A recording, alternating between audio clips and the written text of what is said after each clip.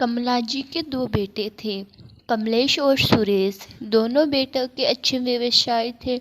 बड़े बेटे कमलेश की शादी को 2 साल हो चुके थे।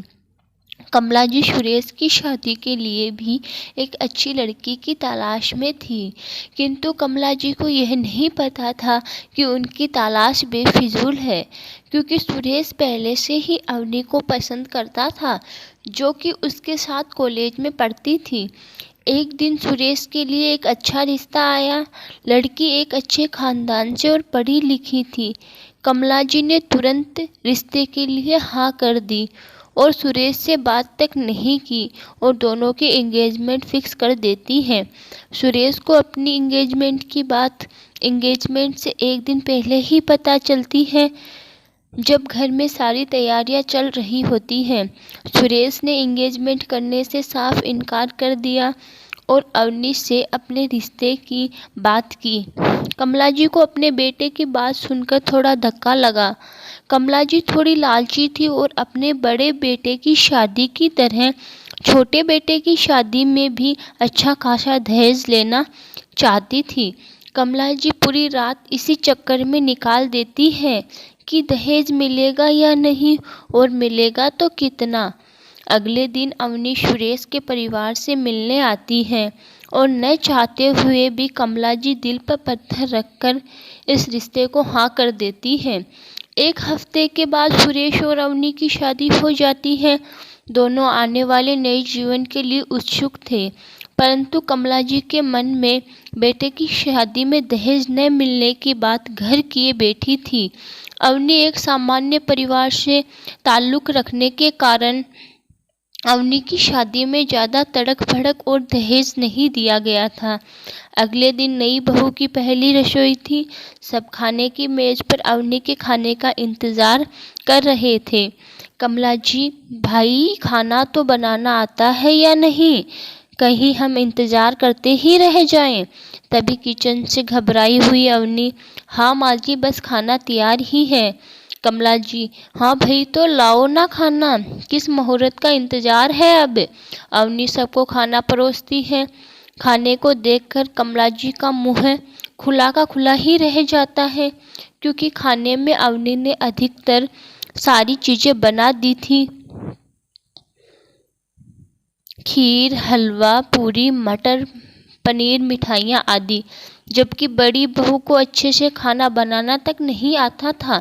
सबने अवनी के खाने की बहुत तारीफ की, परंतु कमला जी और बड़ी बहू नताशा के मुंह से कहाँ तारीफ निकलने वाली थी। पहली रसोई के नेक का समय आया तो कमला जी एक लिफाफा अवनी के हाथ में पकड़ा देती है।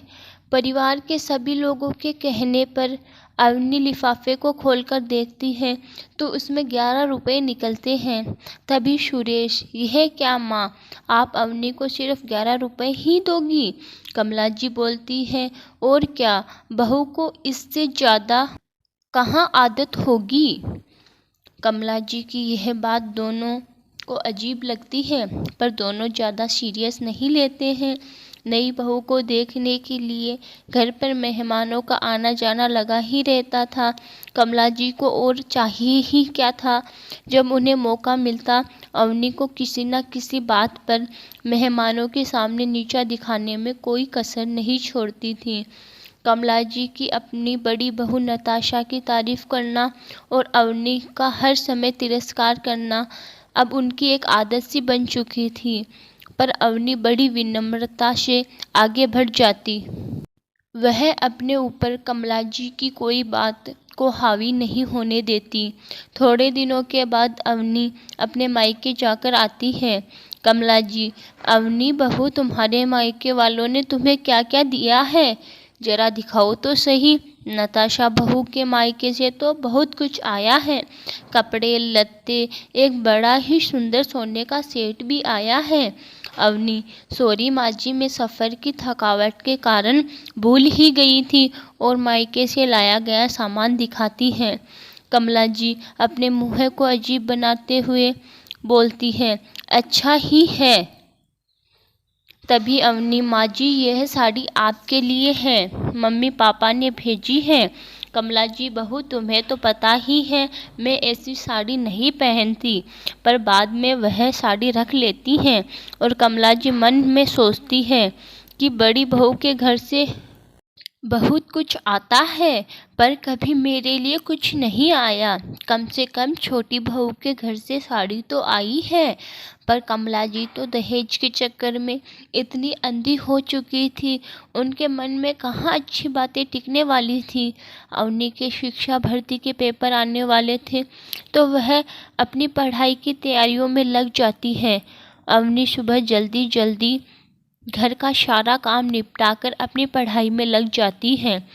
एक दिन की सुबह कमला जी जोर जोर से हल्ला मचाना शुरू कर देती हैं।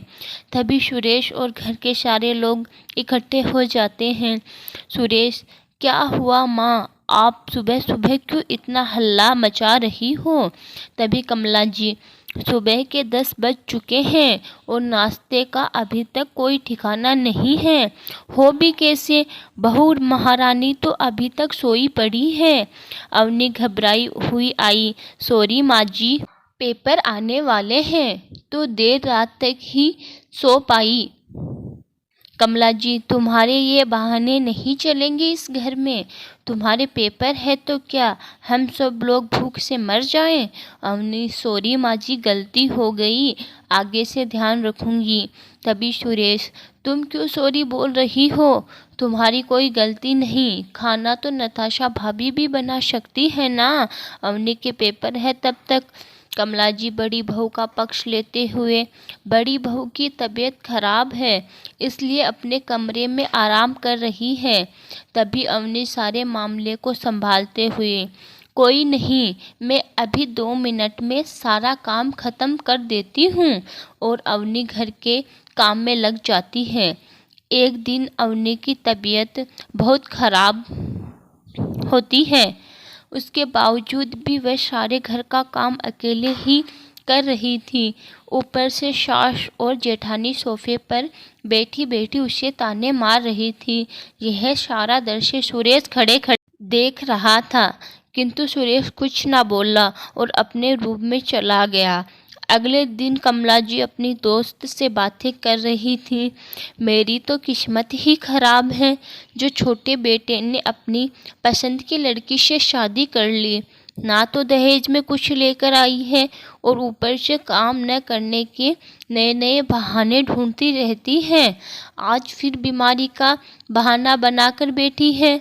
मैं कोई नौकरानी हूँ जो उसका सारा काम करती फिरूं? सुरेश फिर से अपनी माँ की सारी बातें सुन लेता है। इस बार सुरेश को अपनी माँ और भाभी का अवनी के प्रति व्यवहार को देखकर बहुत बुरा लगा। अगले दिन सुरेश सभी घर वालों के सामने अपने और अवनी के अब इस घर में न रहने की बात करता है। यह सुनकर कमला जी के तो होश ही उड़ गए। सुरेश को लाख समझाने पर भी वह नहीं माना। अगली सुबह जब सुरेश और अवनी घर छोड़कर जाने लगे, तभी अवनी बोलती है कि हमारे घर छोड़कर जाने से क्या होगा? माँ जी की नफ़रत मेरे लिए कम तो नहीं होगी, बल्कि बढ़ जरूर जाएगी जब मैं आपको माँ जी से दूर कर दूंगी। इसलिए यहाँ रहकर भी यह सब ठीक किया जा सकता है। सुरेश अवनी की बात मान लेता है और अपना सारा सामान अपने रूम में वापस रख आता है। कमला जी अवनी बहू की समझदारी को देखकर भावुक हो जाती हैं और अपनी गलती का पछतावा करती हैं। कमला जी, अवनी बहू, तुम्हारे साथ बहुत गलत व्यवहार किया है, उसके लिए मुझे माफ़ कर देना। अवनी, माँ जी, मेरे मन में कभी आपके लिए कुछ नहीं था। और दोनों हंसी खुशी से अपने नए रिश्ते का स्वागत करती हैं। सीख, इस कहानी से हमें यही सीख मिलती है कि अवनी ने जैसे सहनशीलता और समझदारी से अपने जीवन के मुश्किल पड़ाव को पार किया और अपनों के रिश्ते को टूटने से बचा लिया, वैसे ही हमें भी थोड़ी सहनशीलता और समझदारी बरतनी चाहिए ताकि अपनों के रिश्ते टूटे ना और अवनी की तरह एक अच्छे व्यक्तित्व के धनी होने का प्रमाण दिया जा सके। धन्यवाद दोस्तों। हमारी कहानी पसंद आए तो लाइक और सब्सक्राइब ज़रूर कीजिएगा।